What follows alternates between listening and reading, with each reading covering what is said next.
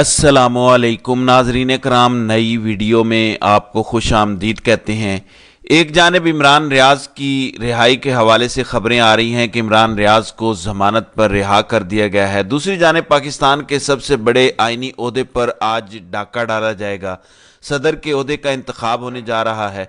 अब फैसला कुन दिन शुरू हो चुके हैं। सुप्रीम कोर्ट में भी बड़ी तब्दीली के बाद तहरीक इंसाफ को पिटीशन दायर करनी पड़ेगी। बज़ाहिर ऐसा नज़र आ रहा है कि वो पिटीशन तैयार है और पीर वाले दिन वो पिटीशन दायर की जाएगी। आप कहेंगे कि आगे काजी साहब बैठे हैं तो क्या होगा।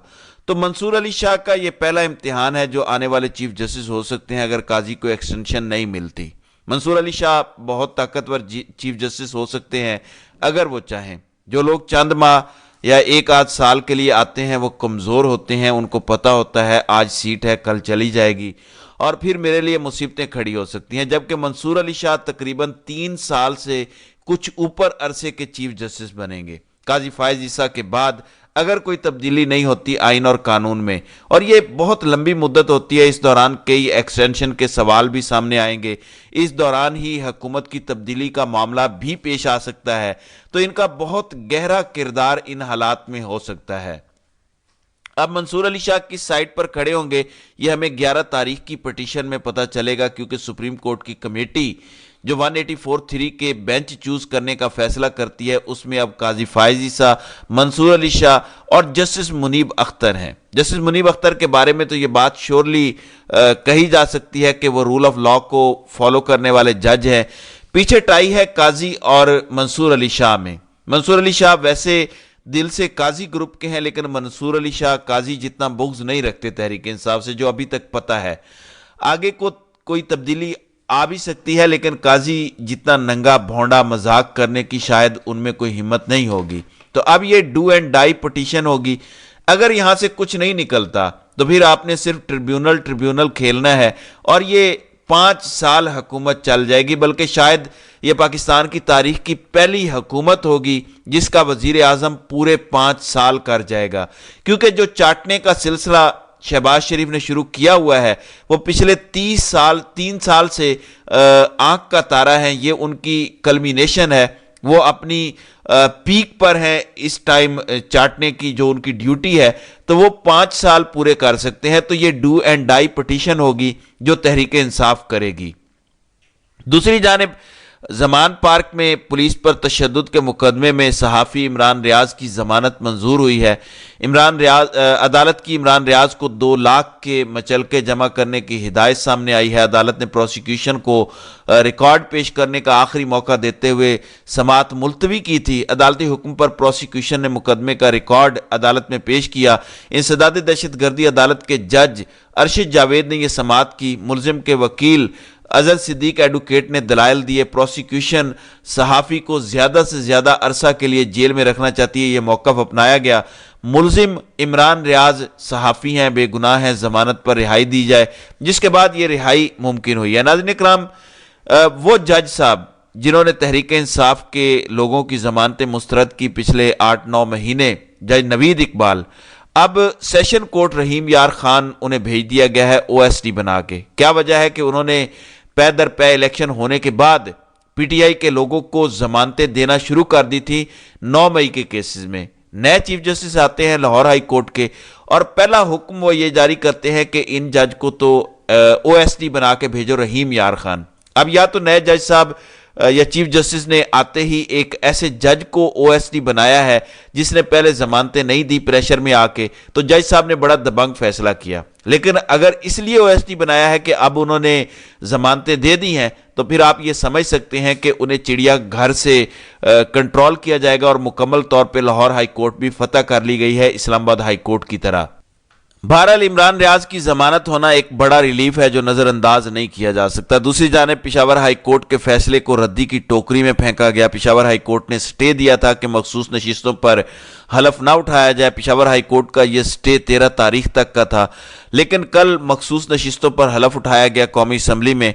उसकी मैं आपको नेक्स्ट गेम भी बता देता हूं कि अगर तौहीन अदालत या ऐसी कार्रवाई کی بات ہو گئی یا فیصلہ تبدیل کرنے کا کہا گیا تو فوراً پٹیشن جائے گی سپریم کورٹ میں اور قاضی صاحب فوراً ہم خیال ججوں کا بینچ بنا کے آ جائیں گے، کیونکہ اپیل ایک ڈیفرنٹ چیز ہوتی ہے اور 184(3) ڈیفرنٹ ہوتا ہے۔ جو اپیل ہوتی ہے اس میں بینچ قاضی ہی بنائیں گے، صرف 184(3) کے کیسز میں بینچ کمیٹی بنا رہی ہے۔ اگر تو اپیلوں میں بھی وہ کمیٹی بینچ بنائے گی پھر تو زبردست ہو جائے گا، ادروائز قاضی صاحب ہم خیال بینچ بنائیں گے اور وہ ہم خیال بینچ یہ کہے گا کہ پارلیمان کے اندر کی کارروائی میں ہم دخل نہیں دے سکتے، انہوں نے جو کیا ہے وہ ٹھیک ہے، آپ فیصلہ کر دیں عدالتوں کے ذریعے کہ فارم 45 ٹھیک ہیں یا نہیں۔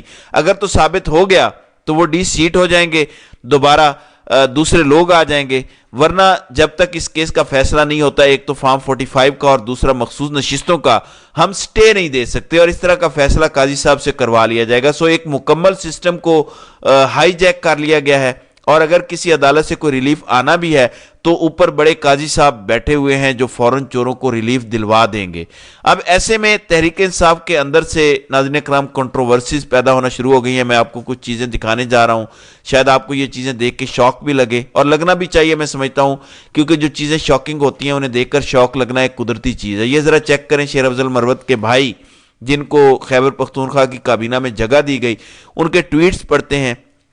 بنی گالہ کی روڈ نواز شریف نے بنائی ہے اور برج طارق فضل چودھری نے، اور برج طارق فضل چودھری نے۔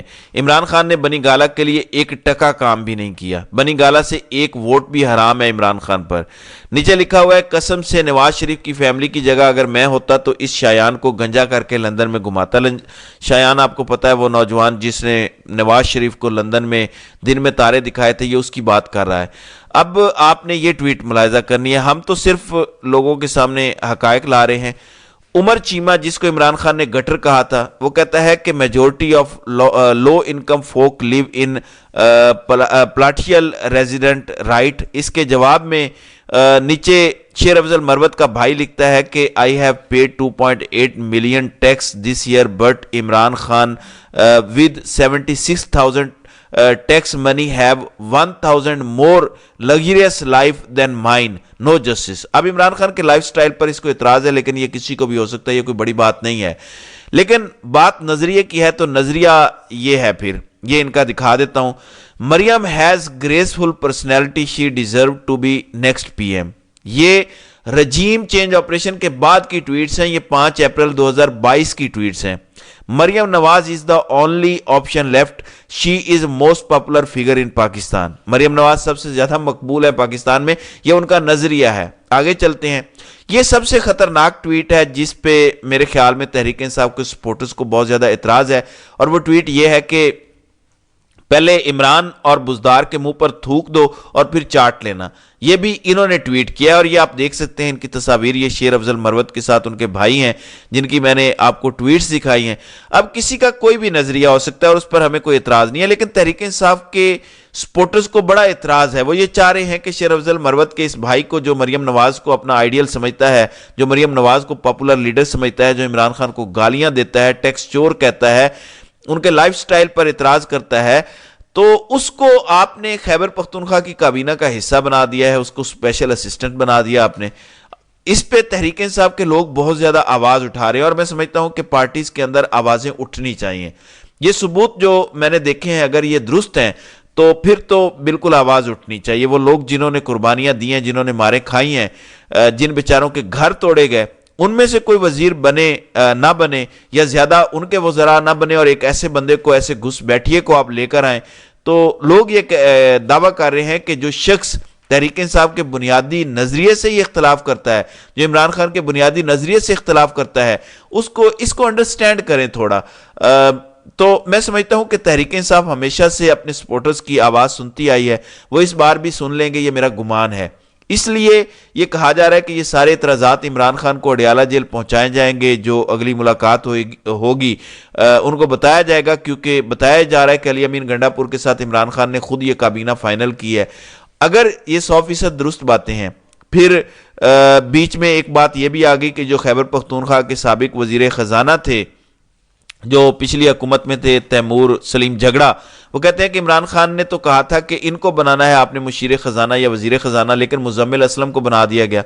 मुज़म्मिल असलम बेहतरीन माहिर मईशत हैं, लेकिन अगर इमरान खान ने इनका कहा था और इनको साइडलाइन किया गया है तो ये भी सामने आनी चाहिए चीज़ें, यानी जो कुछ कन्फ्यूजन है वो क्लियर होना चाहिए। फॉर एग्जांपल शेर अफजल मरवत के हवाले से मैं अपनी राय दे देता हूं। मैंने पहले बताया था कि तहरीक इंसाफ की क्या राय है और सोशल मीडिया पे क्या चल रहा है। लोगों के नजरियात बदलते रहते हैं। फॉर एग्जांपल इसकी बड़ी क्लासिक मिसाल शहजाद अकबर है। उनके 2018 तक के ट्वीट्स इमरान खान के मुखालिफ थे, लेकिन वो फिर इमरान खान की टीम का हिस्सा भी बने। रजीम चेंज के बाद उनका भाई अगवा हुआ, लेकिन उसके बावजूद वो इमरान खान के साथ अब तक डटे हैं। तो लोगों के नजरियात बदलते रहते हैं। हम बेनिफिट ऑफ डाउट दे सकते हैं कि मे भी उनका नजरिया बदल गया हो सकता है आज़ादी की तहरीक का जब मोमेंटम बना तो उन पर उनका माइंड तब्दील हो गया हो, तो ये हो सकता है। फिर असद उमर और ज़ुबैर उमर को देख लें। ज़ुबैर उमर नून लीग में थे, दो भाई, दोनों के मुख्तलिफ नज़रियात थे, लेकिन उसके बाद ज़ुबैर उमर जो है वो पीटीआई के हक में बोल पड़े, तो ये मुमकिन है। तो इस तरह के मामलात जो हैं वो होते रहते हैं। तो नाज़रीन करम, आपकी इस वीडियो के हवाले से क्या राय है? आप अपनी राय का इजहार कमेंट सेक्शन में ज़रूर कीजिएगा।